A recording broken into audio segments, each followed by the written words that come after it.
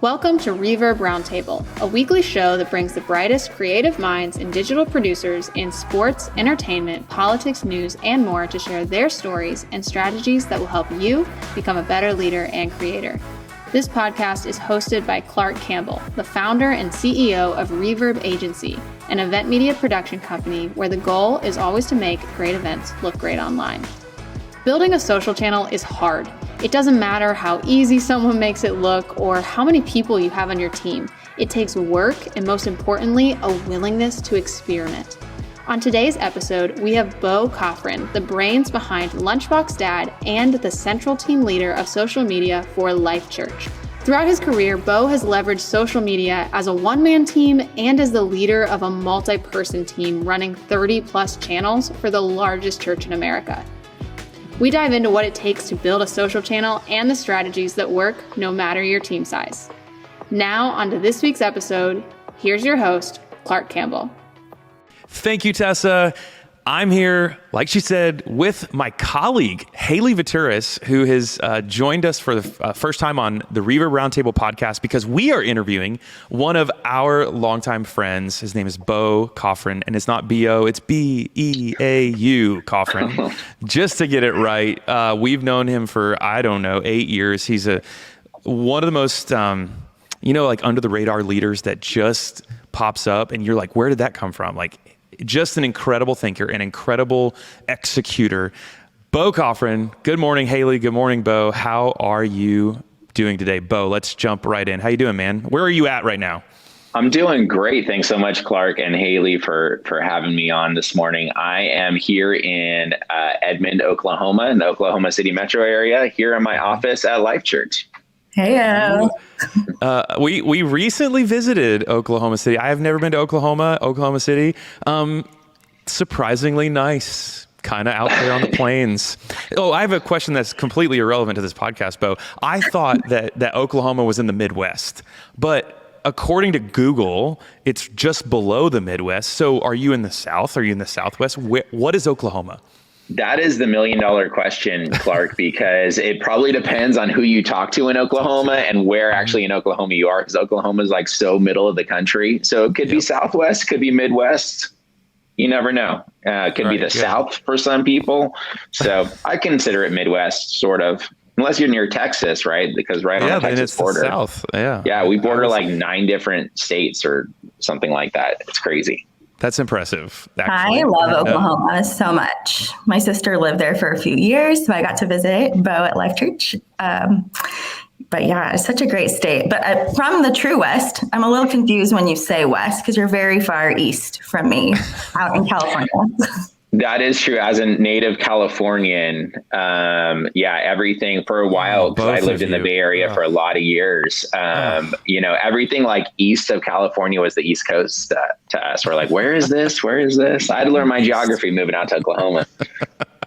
Yeah, Oklahoma's very identifiable though with that panhandle. So good for you guys. Haley, real quick, because you've never been on the podcast, introduce yourself, and then we're going to jump in with Beau. You're in California, like you said. You're on the Reverb team, but you're on the West Coast. I know you say the best coast. What are you doing out there, and what do you do for Reverb? Hey, so long-time listener, first-time caller, so excited to be here. My name's Haley Gutierrez, and I opened up the West Coast office of Reverb. It's an office all by myself, so it's really lonely sometimes, but it's great. And I'm the director of projects at Reverb, so I get to work with a lot of clients.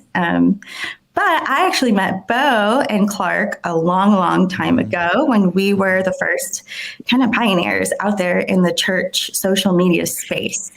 I started at Saddleback Church and then moved over to Bayside Church, which is up in NorCal. So from SoCal to NorCal, which a lot of people don't think is a big move. But if you drive 7 hours up your coast, where are you headed? You're probably going through like 5 states at that point. But you're not wrong. Yeah, it just feels like a very different state up here. Beau's a Golden State fan. I'm a Lakers fan. We won't talk about the game that just happened. Oh, man. Go Lakers. Just kidding. We need our producer to take the show back over. We're getting too West Coast here. We got to keep our friends on the East Coast happy. Hey, Beau, let's jump in real quick. We were talking to you about 2 things today. Really, one big idea. how to build an organization on social, a team, and a successful project and program. But you have two things that you have built almost, well, I guess you could say from scratch. Lunchbox Dad, as you heard Tessa announce it or tell us at the beginning, and also the Life.Church. Is it Life.Church or is it Life Church? Life Church, the dot is silent, Clark. The dot is silent. Oh, yes. Or the style guide. But if you're going to go online to the website, it's life.church. Got it. But so if you're in the know, because you listen to this podcast, it's Life Church. Thank you. There you go. It's in your. Did you say it's in the brand style guide and the brand? It is. Guide? Yeah. Sorry, I didn't study that before our podcast. So tell us about those two things real quick. What's your elevator pitch? What's your paragraph on Lunchbox Dad? For some of you, are like, what am I listening to? Someone talking about Lunchbox Dad. Millions of awesome and interactions on the internet from something you started. Tell us about Lunchbox Dad. Yeah, about almost 10 years ago, my daughter was starting kindergarten. I, as a dad, she's my oldest child. I was looking for a way to connect with her and show her that I loved her while she was in school. And so I saw some moms making fun character-themed lunches online. I thought, hey, I'm a dad. Why can't I do this? And so we started that first Monday of school. I surprised her with it. She loved it. I loved it. And started the blog, lunchboxdad.com, just to keep a record of it. And it just kind of took off from there. I put the recipes on and parents loved it. And that's how I really learned how to do social media. And so I started social media channels and it took off to media appearances. And I've toured around the world doing stuff with Lunchbox Dad. And it's been a crazy ride, and I still do it. It's always been a side hustle for me. And but it's a ton of fun that my family and I have together.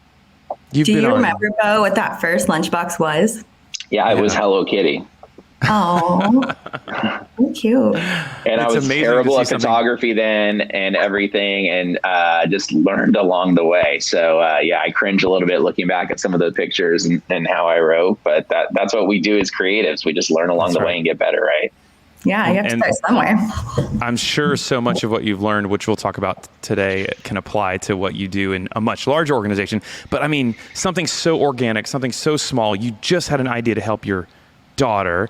Now you've been on Good Morning America, Steve Harvey Show, ABC, Yahoo, CNN. I mean, come on. Like, tell us real quick, what did they see did they find you on social media? Did you mention them? Like, how in the world did you go from something so intimate with your family to something that millions of people were checking out and seeing?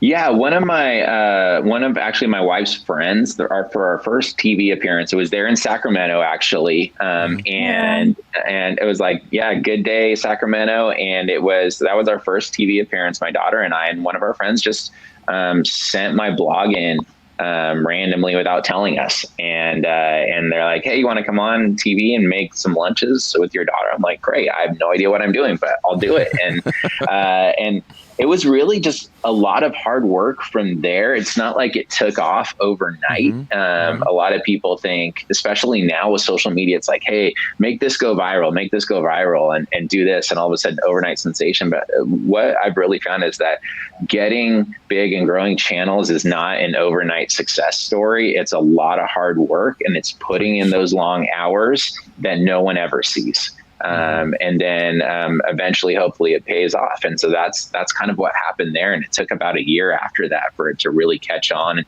Huffington Post did a story on it, and that's really where it took off from there. And then like Good Morning America and Steve Harvey and them reached out and along the way, and BuzzFeed and everything. And it was really fun.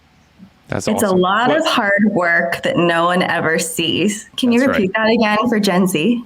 Yeah. Just kidding. I love you. That is what I tell people really is like, hey, when you feel like it's those long hours at night and you feel like you're tired and you want to go to bed, it's the people that push through those and work for that extra hour to really make it and send whatever you're creating over the top. That's where that hard work pays off eventually. Yeah. Speaking of pushing through, our director of production just walked over and got me a cup of coffee from our favorite coffee shop. So let's push through. Cheers, pushing through around the Reverb Roundtable. The other thing you do, Beau, is you were a one-man band, but now you run the team that fuels communication on social and other digital platforms for the largest church, I guess, in America, maybe the world. I don't know. It's a really big church. It's one of the most influential churches in my life. Craig Groeschel leads it up. It's Life Church with the dot. There you go. Tell us a little bit about Life Church and what you do for Life Church.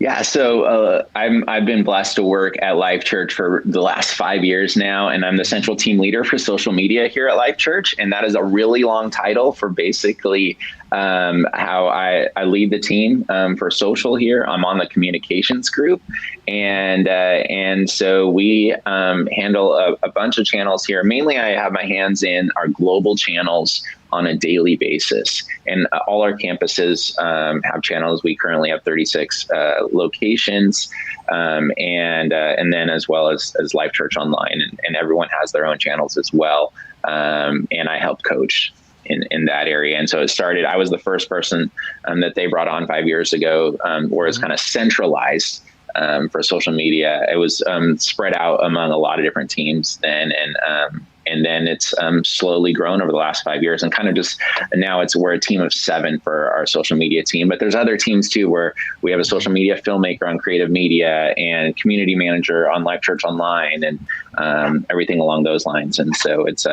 still a team effort for sure. So, Beau, you have figured out how to start as a one-man team and run some channels for one of the largest churches, the largest church in America. Tell us how you effectively leverage social media for a brand with any size team.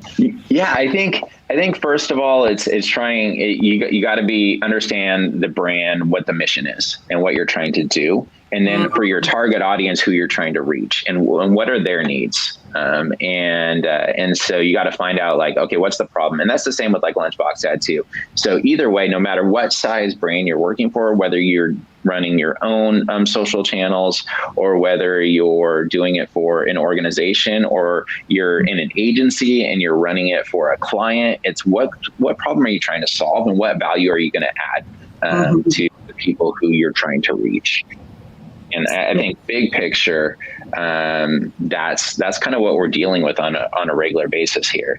And so for me, that's kind of like always been what I've been trying to do. And now I think we're way better at it now than we were when it was just me 5 years ago. And I think one of the secrets, and it's not really a secret, but it's like, hey, I was pretty good doing it on my own, but really, I think as a leader on social media, you need to surround yourselves with people that are doing it way better than you and are way smarter than you at it. And so, especially at different things, be able to lead that well. And so, we've been able to surround ourselves with people who are like, hey, they're young and they're really smart at what they do, and they're really wise at what they do, and they're really like looking at problems in the same way. And so we're all on the same mission together.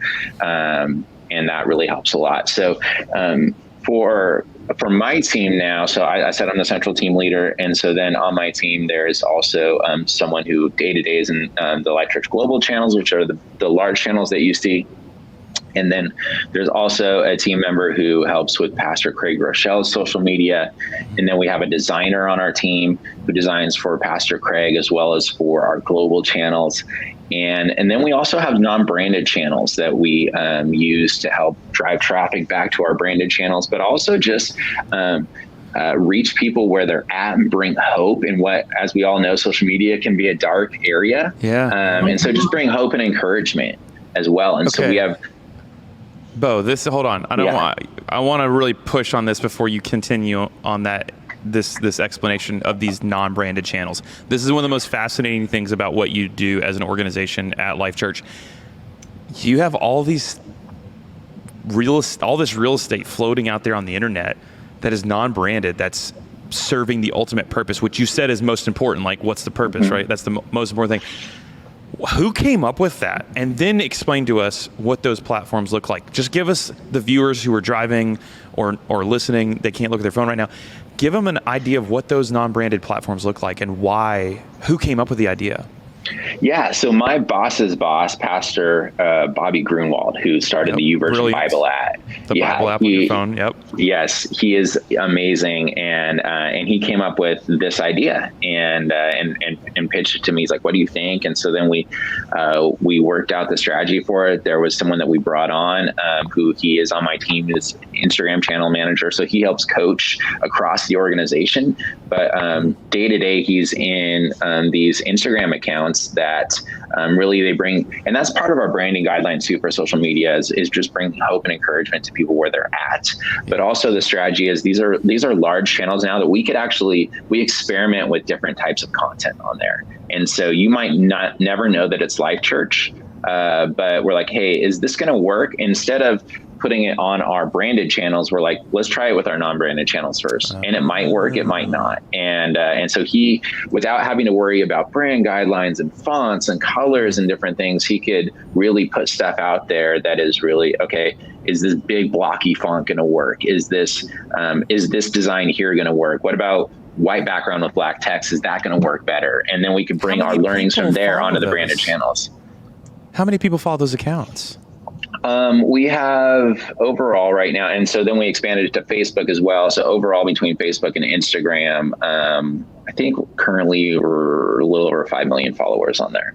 Wow. On non-branded? On non-branded, yeah.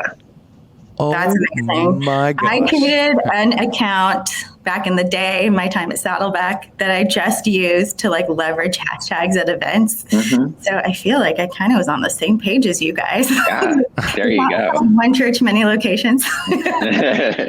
Okay. So it's only for experimental purposes? Is that what So some of it's for experimental, so we can try out kind of the stuff that's just emerging, and we can do things like that. We could try out different designs. We could try out, like you said, hashtags and different hashtags to see what works and measure that.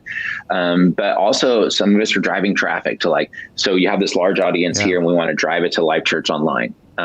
Or we want to drive it to, let's say there's a book release or an album release, and really get more exposure to that. We can use those channels for that, as well as we use them for, let's just say that there's a specific video that maybe we want to put on those channels and then tag Life Church on. And so then we can, that's how kind of like one of the ways that we help grow those channels. Or there's a quote from Pastor Craig that we might put on that channel, tag Pastor Craig in it, and help grow his channels that way as well. And so it's a way to bring more exposure. It's a way to bring people hope and encouragement. And it's a way to experiment with emerging trends and emerging features on different platforms. I love it. So are these channels personas? Are they just like Great question. phrases? Does it look like a person? No, there's no faces on there. There's no faces. Except for if it's like a video of like a preaching video or a talk video or something like that. Otherwise, it's graphics. Okay. So how do you keep all of these channels running without basically like losing your mind? I know some people have a hard enough time running their own company channels, let alone thinking of starting a whole nother channel and keeping it going enough to grow it to where it would help impact the mission of your larger channels, obviously. But how do you do this? Yeah, so it takes someone definitely to run it full time. We actually have 2 people, one to run the Facebook channels or one to run Instagram. And then we just brought on our newest team member who helps design for those now. And so really it's a lot of working smarter and not harder. And so they have a lot of templates built. They utilize volunteers as well to help to help get content out there. But then also it's a lot of repurposing content too. So a lot of times on social, we feel like we need to always come up with brand new stuff. Well, guess what? If you're pushing stuff out there all the time on a regular basis, like you normally do, like someone's going down your Instagram feed, they're not necessarily going to go 6 months back. If you're posting a couple times a week, think how many posts that they would have to scroll through on their grid to get there. But that's where the data comes in. We don't go and repost everything. It's okay, what are our top performing posts? We keep track of that. You can use spreadsheets or whatever you want. And so we keep track of our top performing posts. And then we could actually go back and repurpose those, put those in. For our non-branded accounts, they're pushing out about 3 or 4 posts a day. And so they're going back 3 months or so and being like, okay, here's our top 10 performing posts from 3 months ago. We're going to put those out again.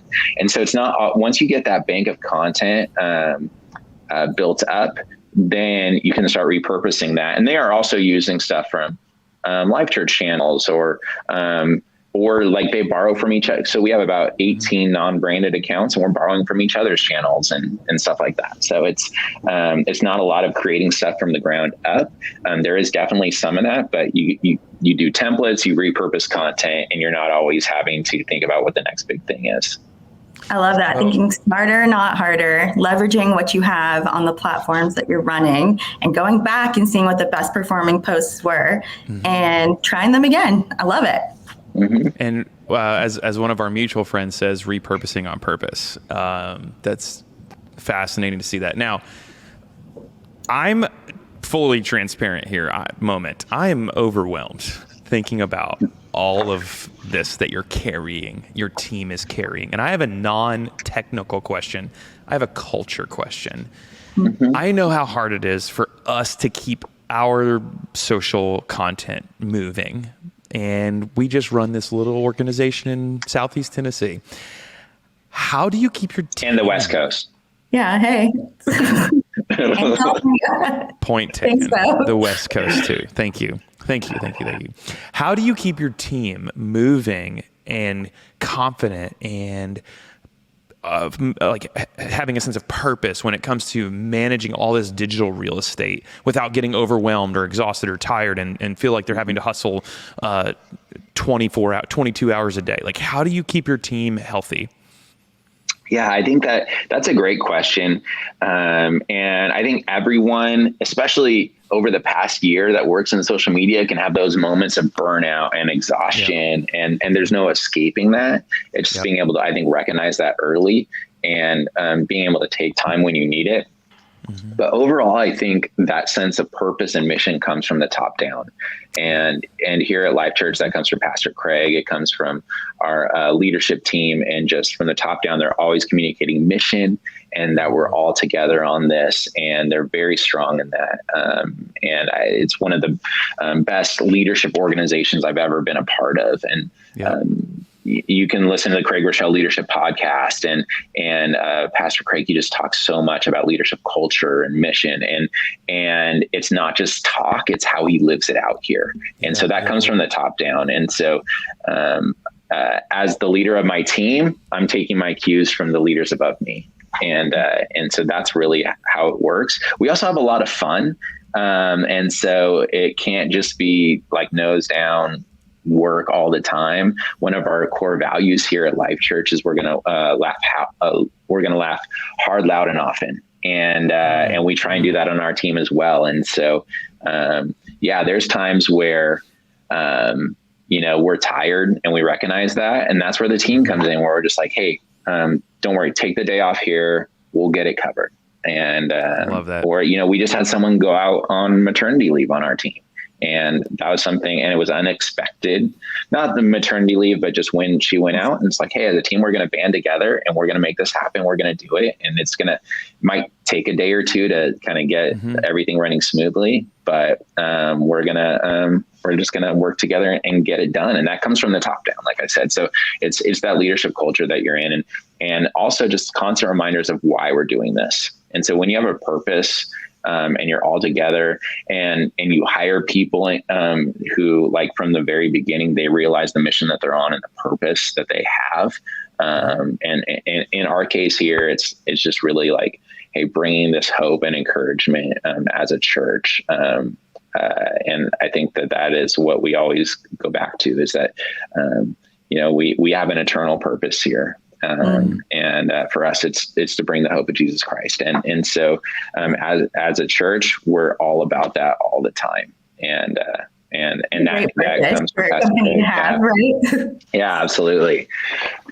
And on that note, I just wanted to take us in a little bit different direction. So what would you say, Beau, are some of the biggest mistakes that most brands are making when it comes to these platforms? Like maybe it's missing out on a new and emerging platform, overusing a platform. Just what are some of those biggest mistakes you've seen? I know you've hopped on a new platform lately, and we'll get to that in a little bit. King of Clubhouse. So just what are some of those big mistakes a lot of brands are making? Yeah, I mean, I think I can talk for us. Sometimes it's been, or me personally, where I've been hesitant to jump on a platform where I feel like brands should always at least grab your handle. You don't need to necessarily start creating content right away. And sometimes it might be that as a brand, you're like, okay, we need to jump on TikTok and then the next day start creating content for it, when maybe you should really grab your handle, get on there, and then be observing what's going on first, and really learning the culture on there, because each platform is going to have it's going to have a different audience. Maybe it's going to have a different feel, a different vibe. And so TikTok is going to feel different than Facebook. And so you want to learn that culture there, and before you kind of jump on with content. I would also say that not being social on social media. And so when you and this is one of my things that I struggle with for on the personal side, is I'm like tired. I don't want to answer comments. I don't want to reply to people. And actually, so my wife actually has started helping out with this over the last year or two. And so she's like kind of like my free community manager for Lunchbox Dad. And so so it's both of us teaming up on there and going out and not only replying to our own comments or private messages, but going out and seeking other people's content to comment on and build relationships there. Social media is all about being social. And so when we don't let people know that there's actually a person behind the brand, that's when they tune out. So on these new and emerging platforms, do you try them out with Lunchbox Dad first, or do you try them out with your great team at Life Church? How does that work out? Is it the chicken or the egg? Yeah, it kind of depends. And so we'll grab the handle for Life Church, but we might not start posting right away.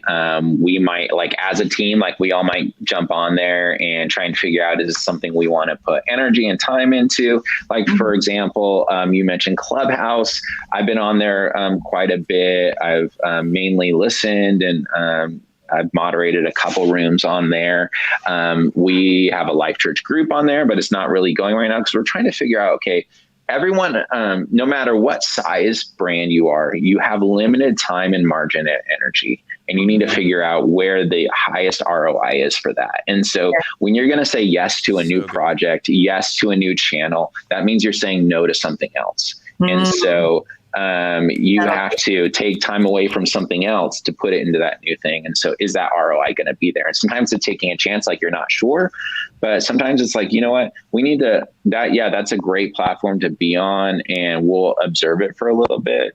But our momentum here is right now, we're going to go with where our momentum is. Because as we know on social media, that could end really quickly. And so then maybe you need to pivot to something else. That's so good, Beau. So good. I know you were really big with TikTok. Mm-hmm. You find that it works better for a personal brand or a company brand? I think it just depends. And so I think with TikTok, there's no rules on there yet I think there needs to be a personal side to it. So if you never show a face on TikTok, then you're probably not going to be super successful, or a personal side. Like for me in Lunchbox Dad, I don't actually show my face that often, but I do voiceovers, and that's how I do my personal side of that there. But like for Life Church, we actually thought when we started on TikTok, and this is a mistake that we made, we're like, hey, we need to have like our youngest people on there, and that needs to be the face, and a whole new communicator team for it. When really what we ended up finding out, and we tried some of that, and it was okay, and it was growing. But what we ended up finding out is that, you know what, the person who has kind of been the face of Life Churchers is Pastor Craig Rochelle. He's just so talented and amazing at what he does in communicating that is going to be what comes through in the content. And so then we pivoted and we shared more of that. And that's when it really took off. And so we went with what the strength was instead of trying to change everything. And so you can be a brand and still have a personal side on TikTok and do a great job there. It's the power, what I'm hearing you say is the theme through all this, of experimenting on every single channel, even the ones that you've been on for a long time. You're like, we're going to start persona channels and help leverage the main channels. And that's still experimenting. So I feel like that never ends because the channels are always changing and always emerging on these platforms. I love that. Yeah, and I think that the culture here at Life Church, one of the things that really drew me to it, and I think is so fun, is that it's a culture of innovation. And so we're fine with experimenting and failing because as long as we learn something through that. And so there's not like, oh, we're going to risk this and then, you know what, your job might be at stake. It's like, no, hey, we failed here. What did we learn from that? And what can we apply to the next thing to maybe succeed at? And so if we're not trying different things, if we're not experimenting with different stuff, getting creative and innovative, then we're kind of just sitting back and getting stuck in a rut. And with social media specifically and creating content for that, you can't get stuck in a rut. You have to be continually looking forward to what might be coming next. Yeah. I settle back with content. Fail fast. Yes. Speaking of content, Beau, thanks for the transition. That was so perfect. So you've talked a lot about management and engagement and owning all this real estate and practicing and analytics and all those things. We haven't really talked about what I think is one of the heaviest lifts, and that is content, effective content. What advice do you have for leaders who are mobilizing their team to connect with people using great content? Because you got to experiment to see what works, right? How do you help your team create great content? Yeah, I think it's, we meet every week as a social media team.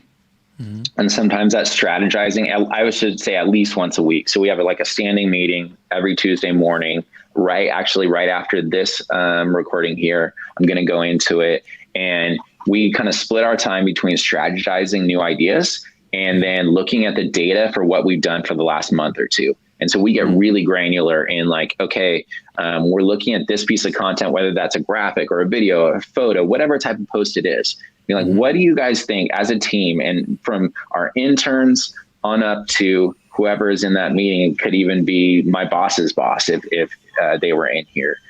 Everyone has equal say in saying, okay, this is my opinion on why that went, why that piece of content did way better than what a piece of content normally would do. Or, hey, we looked at, we're seeing this pattern here with this type of font or this color. And so everyone is speaking into it. And so that I think that's one thing, is making sure to look at the data. But we also, one thing my team also did, which I didn't really think that, hey, we're missing out on this, but in just kind of polling my team at the end of last year, it's like, hey, we need some time for just creativity and brainstorming. And so now once a month we get together and it's just an open creative brainstorm time. There's no dumb ideas. It's like, hey, you guys know social media. What are some things that we should try? And so everyone gets to speak into that. We kind of develop ideas. Not every idea takes off and we use, but it's an idea for us just to creatively think through not only what are we doing, but how can we do things better. Love it. We're going to ask you two or three more questions and then land the plane, because everybody's time is super valuable, not only yours, but the listeners. Beau, what's the biggest thing you've either learned from Lunchbox Dad that you've brought over to Life Church, or what's the biggest thing you've learned from Life Church that you've brought over to Lunchbox Dad? Like, what's a big lesson that you've seen that you could cross over to different platforms or different brands and products?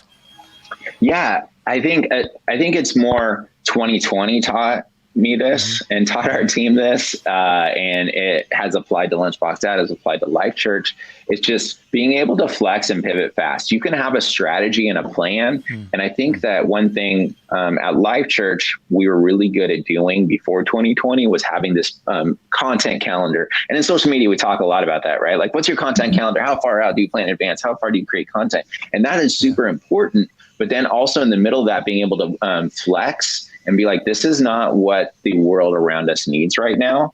And so there were multiple times over the last year where we had to throw everything out at the beginning of the week and start fresh. Because once again, we're like, okay, what do people need? How are we going to bring them hope? What are they talking about? Because our content that we have planned for this week is going to come across as really tone deaf. And people, this is just not going to land with people. And we're answering questions that they're not asking. And so it's not that the content is bad, it's that the timing is off. And so we had to start all over and start again, and just being able to flex with that. And that's something with Lunchbox Dad too. So no matter what brand you're in, it's like, okay, what's coming up this week? What's something unexpected that happened that you can really capitalize on in a good way? Not like take advantage of or manipulate, but like what's something fun that happened in the news or in the media that you can really create content around that might really connect with your audience. That's good. Yeah. Beau, I just want to lift it a little bit lighter. We've seen some social media managers log in to their company accounts and post something very personal. And there's the power of the screenshot. You can delete a tweet, but it never really goes away. Yep. You guys are professionals at Life Church. I'm sure you haven't done anything like that ever. But if there was just one piece of advice you could tell small to large companies coming kind of out of this, I don't want to say we're leaving the season of COVID, but it just feels like old news at this point, and we're trying to move forward in a fresh new way, what would that piece of advice be? Mm-hmm. Yeah. Well, first of all, to address your first question, always log out of your company's social media accounts and go back to your personal one. Double something that I've lived by. And so whenever I post something for Life Church, immediately switch back to my other account. Other than that, I would say hire people that you can trust and let run with ideas. And so here at Life Church, we say the trust is freely given. And so when you're on the team, we have a very in-depth interview process, but when you're on the team, trust happens from day one. And so like we have an intern right now who's doing a fantastic job with our global accounts. Trust was given at day one. It doesn't matter whether you're an intern or a team leader. And so if you can surround yourself with these team members that you can trust to run with things so that you can focus on the things that only you can do, that's when you're going to really succeed and see a lot of momentum happen. Oh, that's so good. I love that. I feel like a lot of companies don't lean on the side of trust, especially it's not a currency we use nowadays. So I love that you guys are leading with that and modeling that for every type of organization. Beau, so many nuggets of wisdom you've given us. And my favorite thing, and I'll wrap with this, I do have a fun question at the end, but my favorite thing is I was talking to someone recently about helping us with a religious, faith-based organization. This person, not necessarily from this part of marketing. And her response was, I follow churches because they're some of the most innovative people in digital on the planet. And I was like, really? And she named off like 3 or 4 churches. I was like, how do you know these churches? She's like, because they're inspirational. They're leading the way. So our audience, while we may have a broad audience from people in the SEC to NFL to CNN and whatnot, and nonprofits here locally, the churches, especially like yours and Mike Todd, who we interviewed recently, his team, and Elevation Church and Bayside and Saddleback, they offer unique perspectives that can help every brand and every organization. Would you agree with that, Beau? You better. Absolutely. And I think for us, like you need to be able to look outside of your own sort of niche or vertical to see what other brands are doing. That's my point. To be able to get inspiration there. And so if you're working for a soda brand and you find like inspiration, creativity from a nonprofit or church, awesome. If you're in a nonprofit or church, don't just look at other churches, look at sneaker companies, look at tech stuff, look at fashion, look at bloggers and see what they're doing, because they're generally scrapping with little to no budget and doing it part-time to see how they're being creative. And so find that inspiration and creativity from all over the map. So good. Okay. Beau, it's early it's not as early where Haley is, but it's early where you are. What are you drinking this morning, Beau? And then Haley, what are you drinking? I am drinking just normal, regular black coffee that we serve it here at Life Church. That's actually, it's from a local coffee shop called Hoboken up in Guthrie. So shout out to Hoboken Coffee. They have some of the best local coffee around. Haley, you? I actually really love Elemental Coffee out in OKC. That stuff's really good. But I am drinking Drink Coffee Do Stuff, which is a local like Lake Tahoe brand. And they sell it at Whole Foods down here. But it is really good. Just black as well. You don't need to mess it up if it's good. And lastly, I'm just drinking a good old, don't hate. Will and I both, we're baristas at Starbucks, don't hate. I'm drinking some local coffee right here from Cleveland Coffee Market. I appreciate both of you so much. Thanks for coming on the Reverb podcast. Haley, I'm sure this will not be your last time. Beau, probably your last time. I'm totally kidding. We love and appreciate you so much, Beau. Man, you've been such a huge influence on my life and the way I think about media over the last couple of years. And you've been a huge cheerleader for us. I can't thank you enough. We love you and appreciate you. Tell the Life Church, not Life.Church, Life Church team. We love and appreciate them. I definitely will. Thank you so much for having me on. Thanks. We'll see you next time on the Reverb Roundtable. Thank you so much for joining this week on Reverb Roundtable. We hope that you learned a lot from this episode, and most specifically that you can have a successful and thriving social channel no matter your team size. Don't forget that we write up show notes for every episode so that you never have to worry about missing a thing. To grab those, just go to rvrb.cc/podcast and subscribe to our email list. If you're vibing with the show, we'd love it if you would leave us a review wherever it is you're listening to it. That would be super helpful and we would be crazy thankful. Once again, thank you for listening and we will see you next week.